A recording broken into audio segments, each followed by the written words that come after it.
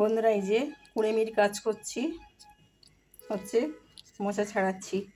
তো মোচাগুলো ছাড়িয়ে নিই, তারপর তোমাদের সাথে কথা বলছি। এক হাতে করে পাচ্ছি না। হ্যাঁ, আমি মোচাটা ছাড়িয়ে নিই। এই যে এত বড় মোচাটা ছাড়াতে হবে, ছাড়িয়ে নিই, তারপরে তোমাদের সাথে কথা বলছি।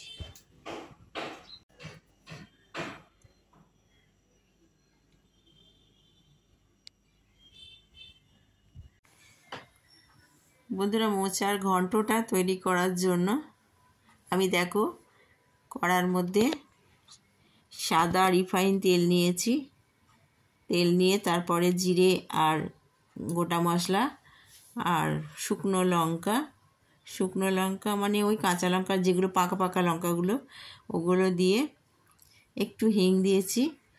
দিয়ে ওর সাথে নারকেলগুলো ভালো করে ভেজে নিচ্ছি। ভেজে নিয়ে দেখো সুন্দর করে ভাজা হয়ে গেছে। এরপরে আমি মোচাটাকে আলাদা করে আগে চটকে রেখে দিয়েছি, যেটা গোটা গোটাও নেই আবার খুব যে মিহি হয়ে গেছে তা নয়, এটা পারফেক্ট একদম। এতে নুন আর মিষ্টি দিয়ে আমি বেশ ভালো করে চটকে রেখে দিয়েছি। এরপর আমি এটা তেলের মধ্যে দিয়ে দিলাম।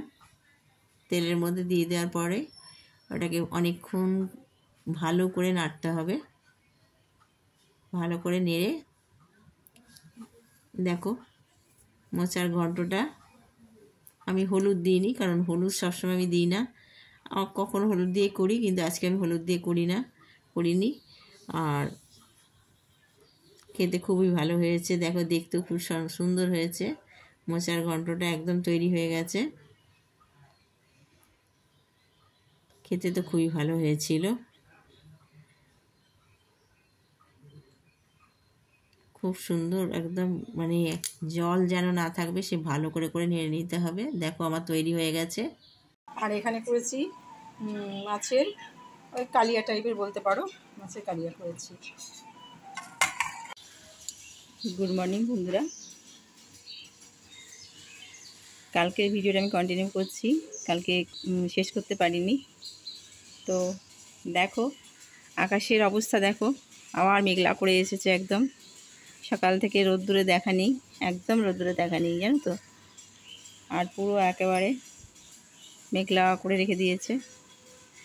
আর দেখো এই গাছটাতে, পেঁপে গাছটা দেখো, এইটুকু পেঁপে গাছ কিন্তু তার কতখানা ফল হয়েছে দেখো, দেখতে পেয়েছো তোমরা?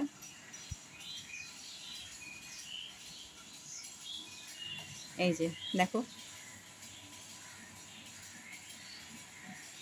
কত পেঁপে ধরেছে। গাছটা কিন্তু খুব ছোট্ট জানো তো। আর সবচেয়ে বড় কথা কি বলো তো, এই গাছ থেকে পেঁপে হয়, কিন্তু পেঁপেগুলো কী হয় বলো তো, দাঁড়াও একটু জুমটা কম করি। হ্যাঁ, তো পেঁপেগুলো খাওয়া হয় না, পেঁপেগুলো কেউই খায় না। ওইখান থেকে গাছ হয়, আবার পেঁপেগুলো পেকে যায়, পেকে গিয়ে আবার বীজ পড়ে আবার অনেক চারা গাছ হয় জানো তো। এর মধ্যে দেখো সব চারা গাছ তো আর হয় না, কিছু কিছু গাছ তো মরে যায়, তাই না? তোমরা দেখলে বুঝতে পারবে, দাঁড়াও তোমাকে দেখাচ্ছি আমি। দেখেছো কতগুলো গাছ আছে, কতগুলো। এই যে এই জানলার ফাঁক দিয়ে দেখতে পাবে তোমরা। বাইরে দিকে জানালার মানে জানলার বাইরে না, এটা নিয়ে যেতে ভয় লাগছে, যদি হাত থেকে বাই চান্স পড়ে যায় ফোনটা, ওই জন্য ভয় লাগছে জানো তো।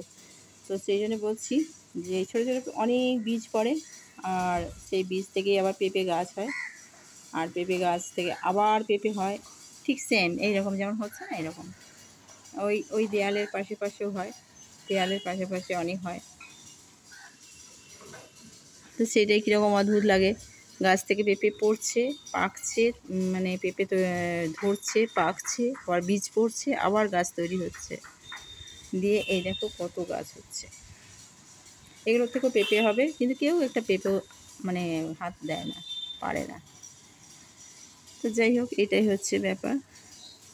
আর গাছের মধ্যে এখানে তেমন কিছু গাছ লাগাইনি। ওই যে একটা শিউলি গাছ আছে দেখো, ওই যে কোণে দেখছো, হ্যাঁ এটা একটা শিউলি গাছ। ওখানে শিউলি গাছ একটা ছিল, সেই শিউলি গাছটাই আসলে অনেক বড় হয়ে গেছিলো, ওটাকে কেটে দিয়ে একটা ছোট্ট করে রেখেছে, যাতে করে ওটা আবার ঠিক মতো হয়। ওটা এত বড় হয়ে গেছিলো না, পুরো এগুলো ভর্তি হয়ে গেছিলো শিউলি গাছগুলো। তো সেই জন্য ওই গাছটাকে কেটে দিয়ে একটা ছোট্ট করে গাছ রেখেছে। তো চলো তোমাদের একটু বাইরের দৃশ্য দেখালাম। বাগানে গাছ দেখতে বেশ ভালোই লাগে বলো।